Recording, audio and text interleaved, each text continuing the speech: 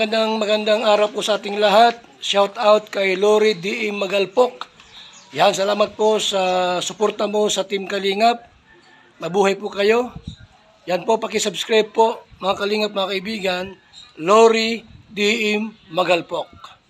Ayan, suporta po natin si Ma'am Lori D.M. Magalpok. Napaka-solid supporter ng isang Kalingap. Subscribe po ng kanyang YouTube channel. And maraming salamat po sa inyo lahat. God bless po. Jesus loves you. Again, welcome back sa ating YouTube channel. This is Lori D.M. Magalpok Vlog. So, nandito tayo sa pinakang baba ng Big Buddha. At bago tayo umakyat, yan, namamahinga muna kami. Siyempre, si Ate Sally, si Nana Ruz. Wala, busy silang kumain. So, ito yung start ng pag-akyat natin dun sa Big Buddha. Pero, Lantau Island. Oh, Lantau Island. This is called Lantau Island. Itong area na to. So, ito yung pinaka-start niya. Oh, tapos, akyat tayo dyan. Papasok tayo dyan. Yan, oh, daming tao. Actually, pag pumunta kayo dito sa Lantau Island, ay hindi kayo magugutom. Kasi halos lahat mula doon sa start hanggang dito ay puro pagkain. Yan, pagkain ang makikita nyo kapag kayo ay nagpunta dito.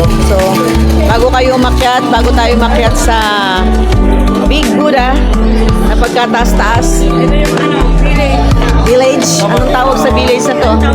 Lantau Village pala ang tawag sa area na to. So, bago tayo umakyat doon, and tingnan natin kung makakaakyat tayo. Time check. Time check is 3:15 in the afternoon. Actually, may araw, pero yung hangin niya ang lamig. Dahil, nandito na tayo sa Island, Lantau Island. So, malamig talaga yung simoy ng hangin dito. So, without further ado, let's go! Punta na tayo doon. Tingnan natin kung makaakyat tayo. Ayan, nandito tayo sa village area sa Lantau Island. So, pupasukin natin tong area na to. Dahil dito sa area na to, yung sinasabi nilang mga bahay ng mga dating mga nakatira dito, mga primitive na mga tao nung unang panahon, and then ipapakita ko sa inyo kung gaano na to ka-modernize ngayong panahon na to. So tara, let's go. So ito yung entrance.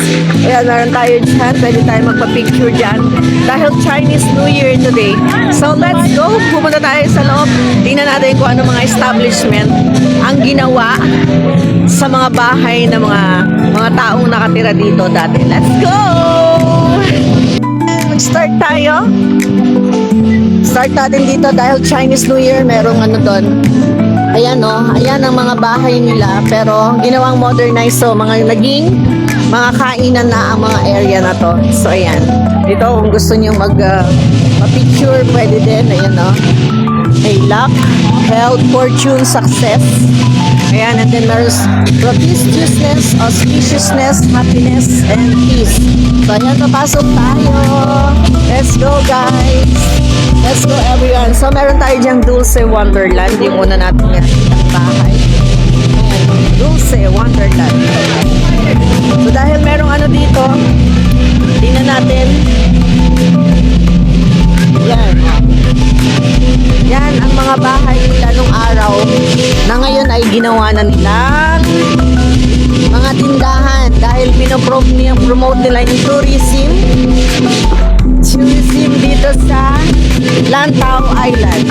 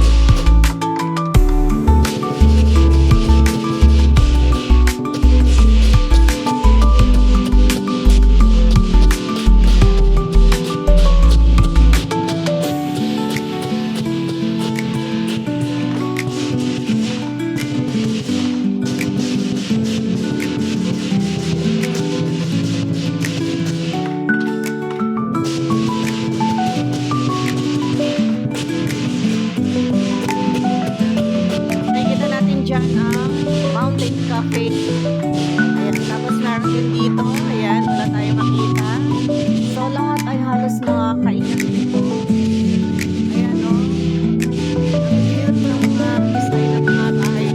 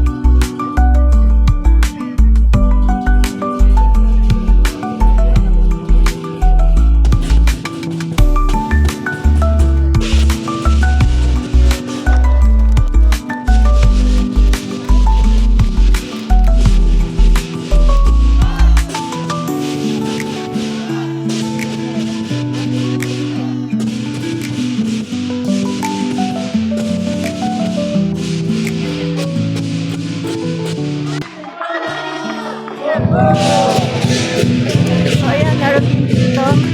Let's go na. Meron tayong honey desert. Yan, tingnan nyo yung mga bahay nila. Bahay talaga yan. So, meron tayong what do you call this one? The Atsu Saka Sushi Noodles Grills and Express. Ayan. And then, meron tayong Matsu. Meron tayong Subway doon. Ayan. Ilibot ko kayo sa lahat ng mga kainan dito. So, meron dyan. Mga dim sum. Ayan. Mga siopaw, dumpling. Rachel Ortiz dim sum. Ayan. Ayan sila. Tapos, meron pa doon sa taas. Sabi ko nga, may Subway.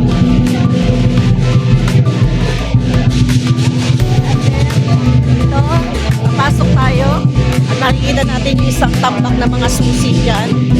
Yan. Mga susi na mga ewan ko kung kanginong mga ano yan. Mga puso yan. Magkabila yan hanggang doon. Yan. And syempre, meron tayong Starbucks here. Ang pinakasikat na Starbucks. Ayan. At meron tayo dyan. Meron pa din dyan sa loob. Tingnan natin kung anong meron dyan. At meron tayong Walking with Buddha. Tingnan nga natin dito kung anong meron dito. Silipin natin kung anong meron dito. Ay, ang ganda ng mga flowers. Alright, mga flowers. Tingnan natin kung anong meron dito sa kabila. Ayan o, may mga pailaw. Kasi hanggang mamayang gabi meron dyan.